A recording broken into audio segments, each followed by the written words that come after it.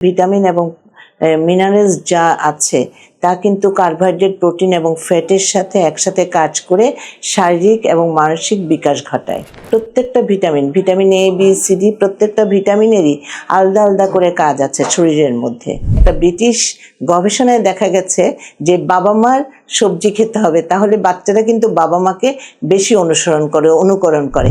শিশুদের আসলে শারীরিক এবং মানসিক বৃদ্ধির জন্যে প্রোটিন, কার্বোহাইড্রেট এবং ফ্যাট ছাড়াও এতে খাদ্যের উপাদান হিসেবে ভিটামিনস অ্যান্ড খনিজ পদার্থের প্রয়োজনীয়তা অনেক বেশি। এই জন্য আমাদের যেমন ভিটামিনসের মধ্যে ভিটামিন এবং মিনারেলস যা আছে তা কিন্তু কার্বোহাইড্রেট, প্রোটিন এবং ফ্যাটের সাথে একসাথে কাজ করে শারীরিক এবং মানসিক বিকাশ ঘটায়। এই জন্য আমি বলবো প্রত্যেকটা vitamin A, B, C, D প্রত্যেকটা ভিটামিনেরই আলাদা আলাদা করে কাজ আছে শরীরের মধ্যে, এবং শারীরিক এবং মানসিক বিকাশের জন্য ভিটামিনের প্রয়োজনীয়তা অত্যন্ত প্রয়োজন।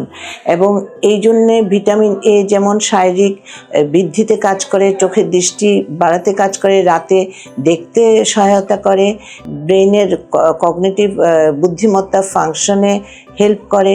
তাহলে আমাদের ভিটামিনের উৎসটা কি? ভিটামিনের উৎস হচ্ছে শাক, সবজি, ফল অত্যন্ত জরুরি হয়ে পড়েছে, কারণ শাক সবজিতে ভিটামিনস এবং মিনারেলসগুলি আছে যাতে করে শরীরের সব কিছুই, যেমন ধরেন হাড় শক্ত হওয়া, দাঁতের মাড়ি ভালো থাকা, রক্তক্ষরণ বন্ধ করা, তারপরে হচ্ছে আপনার সব কোষগুলি সজীব করা, এটা হচ্ছে ভিটামিনদের কাজ। Vitamin A, B, C, D এগুলি কিন্তু প্রত্যেকের আলাদা আলাদা করে কাজ করে।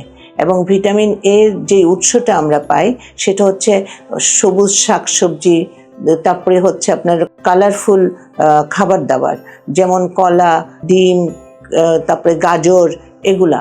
ভিটামিন সি এর জন্য যেমন কমলা লেবু, স্ট্রবেরি এবং সব শাকসবজি, ফল। এবং তারপরে হচ্ছে ভিটামিন বি1, বি2, বি6 এগুলির জন্য সবুজ শাকসবজির অত্যন্ত প্রয়োজন। ফুলকপি, বাঁধাকপি, টমেটো এগুলি কিন্তু অত্যন্ত প্রয়োজন। এই জন্যে আমাদের ভাবতে হবে সবজি বাচ্চাদেরকে বেশি করে খাওয়াতে হবে, কারণ শিশুরা কিন্তু খেতে অভ্যস্ত না। এই জন্য কি করতে হবে, মা বাবাকে কিন্তু আগে থেকে, একটা ব্রিটিশ গবেষণায় দেখা গেছে যে বাবা মার সবজি খেতে হবে, তাহলে বাচ্চারা কিন্তু বাবা মাকে বেশি অনুকরণ করে।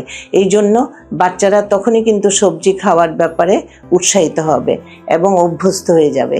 এইভাবেই কিন্তু সবজিগুলি ওদের অ্যাট্রাকটিভ করতে হবে, মানে খুব আকর্ষণীয় সবজিগুলি আকর্ষণীয়ভাবে তৈরি করলে কিন্তু বাচ্চারা, শিশুরা খেতে পছন্দ করবে। ধন্যবাদ।